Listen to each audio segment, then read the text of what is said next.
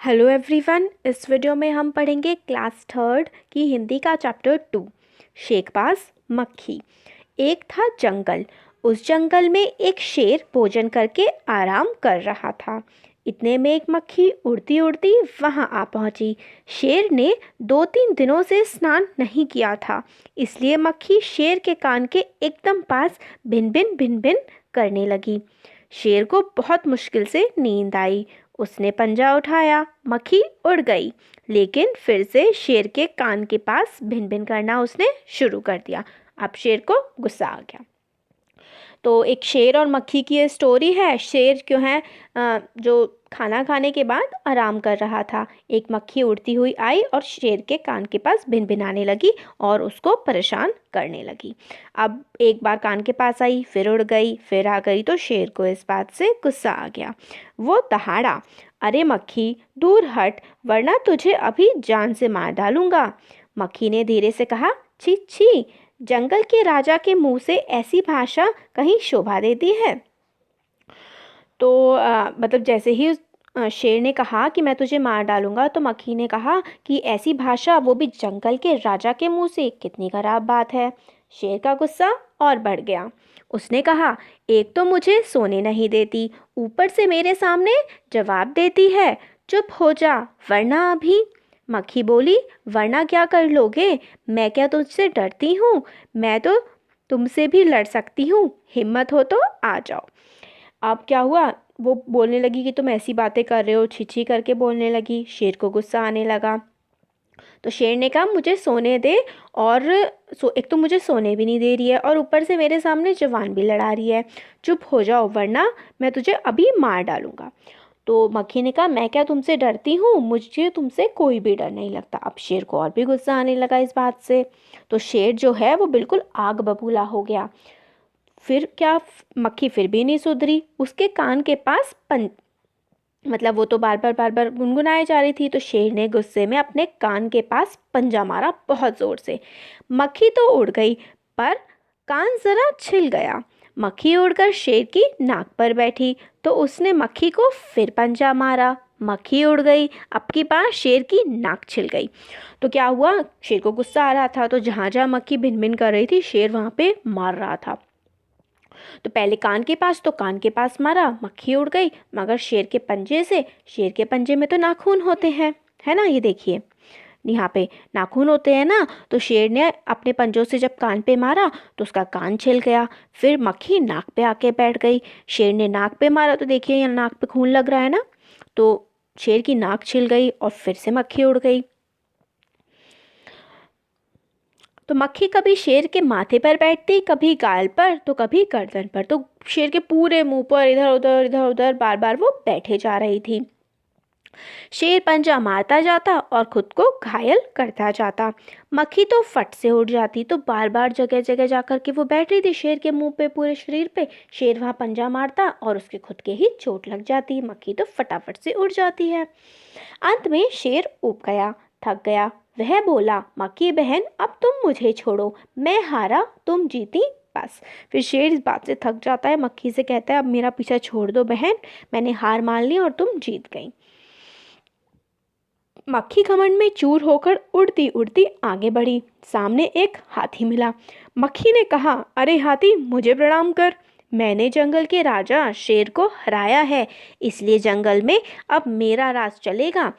हाथी ने सोचा, इस पागल मक्खी से बहस करने में समय कौन बर्बाद करे। तो मक्खी घमंड में चूर हो गई। जब राजा ने शेर ने कह दिया कि तुम जीत गई, मैं हार गया, तो वो घमंड में आगे बढ़ गई। फिर मिली वो हाथी से। हाथी से मिलके कहती है, मुझे प्रणाम करो, मैंने शेर को हराया है, अब जंगल पर मेरा राज चढ़ेगा। फिर हाथी ने सोचा, ये मक्खी पागल है, इससे कौन बहस करके अपना समय बर्बाद करे। हाथी ने सूंड ऊपर उठाकर मक्खी को प्रणाम किया और आगे बढ़ गया। सामने से आ रही लोमड़ी ने यह सब देखा। लोमड़ी मंद मंद मुस्कुराने लगी। इतने में मक्खी ने लोमड़ी से कहा, अरे ओ लोमड़ी, चल मुझे प्रणाम कर। मैंने जंगल के राजा शेर और विशालकाय हाथी को भी हरा दिया है। तो जब जो है शेर को शेर ने तो कह दिया था ठीक है भाई तुम जीत गई। फिर हाथी ने सोचा कौन अपना दिमाग ख़राब करे, समय बर्बाद करे, प्रणाम कर ही लो। तो हाथी ने भी प्रणाम कर लिया। प्रणाम करते हुए लोमड़ी ने भी देख लिया हाथी को। तो मक्खी जो है वो लोमड़ी के पास गई और कहा कि मैंने शेर को और हाथी को हरा दिया है, अब तुम भी मुझे प्रणाम करो।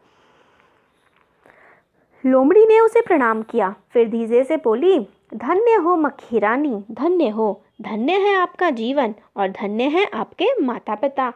लेकिन मक्खी रानी, उधर वह मकड़ी दिखाई दे रही है ना, वह आपको गाली दे रही है, उसकी ज़रा खबर लो ना। यह सुनकर मक्खी गुस्से से लाल हो उठी।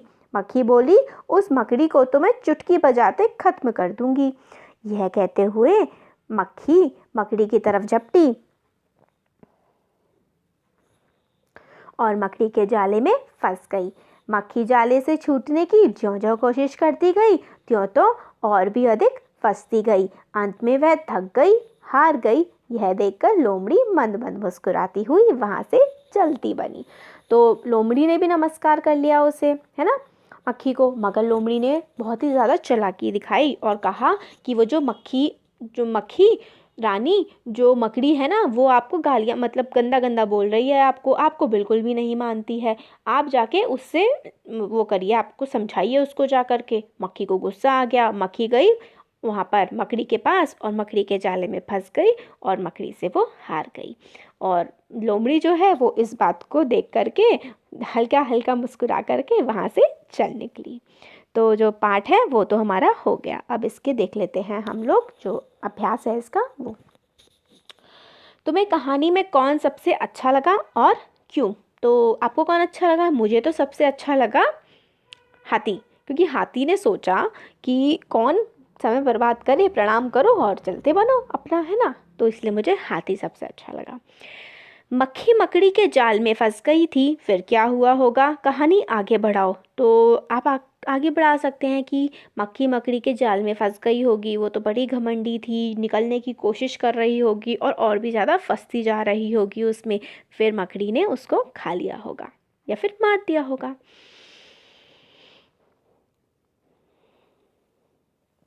फिर आगे देखते हैं। अगर कहानी का नाम मक्खी को ध्यान में ना रखकर लोमड़ी और शेर को ध्यान में रखकर लिखा जाता तो उसका क्या क्या नाम हो सकते थे?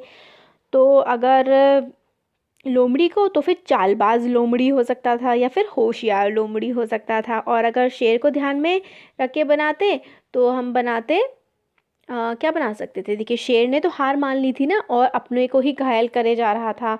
तो फिर आप बेवकूफ़ शेर भी रख सकते थे कि वो मक्खी को ज़बरदस्ती मक्खी से लड़े जा रहा था। तो ऐसे करके